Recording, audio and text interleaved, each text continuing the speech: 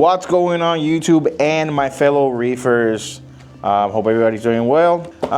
So today I am excited because I just got my auto feeders in, and this is something that I've been wanting to do for a very, very long time.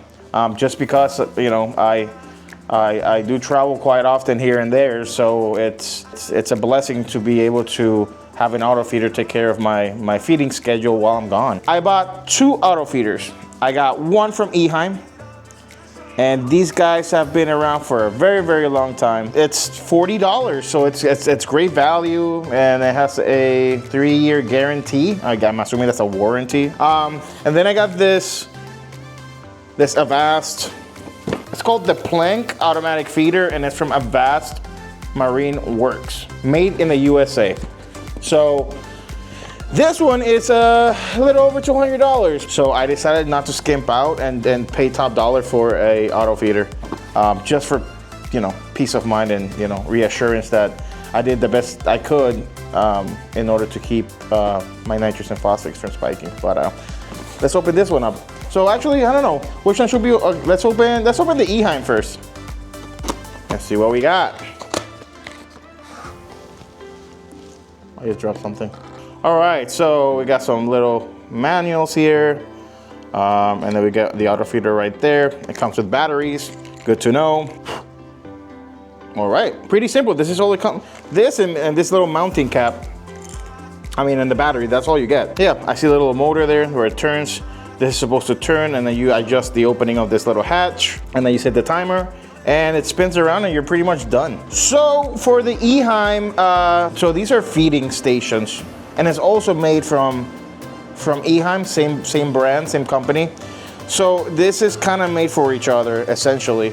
So this just lies on top like that. The purpose of this feeding station is to keep the food, this should be submerged, keep the food there. Do be careful with this. I already had this happen. Well, what's going on is fish were swimming underneath. Fish were jumping out from here, and that was a hassle. Like, you know, just the idea of having fish kind of like get stuck in there, I don't like it. So we already saw what $40 got us.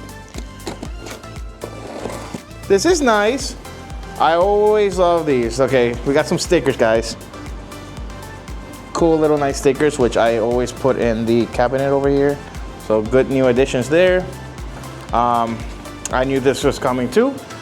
So this company actually also makes their own freeze-dried food. Let's go ahead and open it up, see what it looks like. But it's a freeze-dried whole marine plankton. It's a community blend, it's called, which means not all your fish in your tank have the same food size. Pretty hard to open.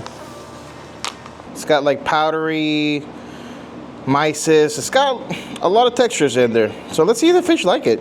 So some of it floats and some of it sinks. So let's see.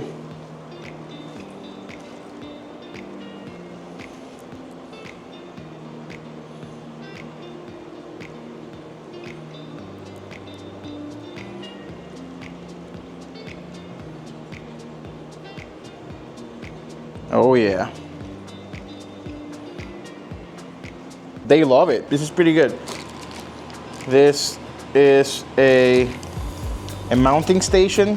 Okay, here it is. A little dusty. There's a motor in there. The reason I like this is because this is basically the station that Eheim has, but it's closed off. You know, not a lot of fish can get through here. So I do like this a lot. Whoa, okay. There's 2 power cords. This is not the station, this is actually the feeder. 3D, I can tell it's 3D printed. It has a very distinct 3D printed marks. But yeah, that's pretty much it. I am gonna have to look this up a little bit here because this is pretty confusing. And I see that some people got a QR code where you can scan the QR code and it'll give you the assembly instruction. But I didn't get QR codes. The only really paper thing that I got is the stickers. So I found where the manual QR code is. It came as a form of a sticker. I didn't notice that. Alrighty, and the install is complete. I decided to put it on the left-hand side. It actually works. I have this lip here, and I was worried that I wasn't gonna be able to mount it. I was worried that I would have to cut the lip, which is another good option because if I can cut the lip, I can set the cup back and I can bring this lip further into the edge. So I might actually do that. All right, it's been a few days now, and I think it's finally time for me to kind of like set it up officially. just because I am going on out of the state for about 3-4 days. So finally, I don't have to worry about my fish not getting fed. I did put a little screen here, little makeshift here. I kind of like glued it in there. My local fish store did me a favor and cut it out for me. Thanks, Troy. Yeah, it's super cool now because I don't have to worry about fish getting trapped in there and jumping out. So now I'm gonna go ahead and set this guy up. So yeah, let's plug it in and see what's going on. Alrighty, it's plugged in. And it's going. Little arms that move inside the food too to stir it up. That way there's no like any air pockets or anything like that where the food just kind of like clumps up and sits there. So it's pretty cool.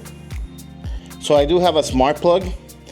It's a Casa smart plug. So this is how it looks after 10 minutes of feeding. 10 to 12 minutes. I think that's enough. I just want my fish to have enough food till I get back. That way they're not getting absolutely any food at all. Alright, so the mount is done. There's a little motor inside of here, a little pump.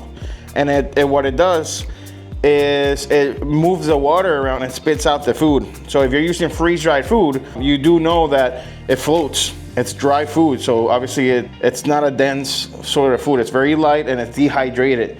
So what this does is super cool because it actually stirs up the water, gets the food mixed in with the water, and then shoots it down the pipe.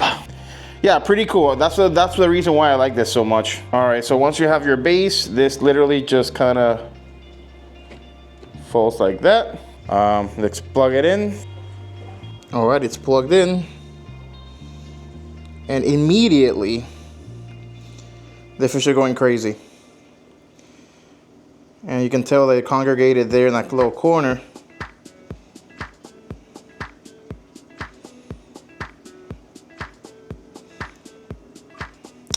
So that's why it was important for me to put it over that power head, because otherwise that big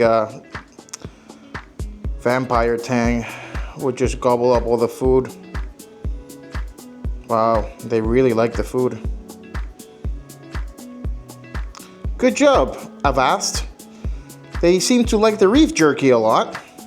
And it's nice because you can see it's shooting out of the pipe. It's not, the food is going all throughout the water column. It's not floating and going to the overflow. I see 0 food floating. And it's freeze-dried food. This is amazing. What a great idea. Wow, good job, Avast.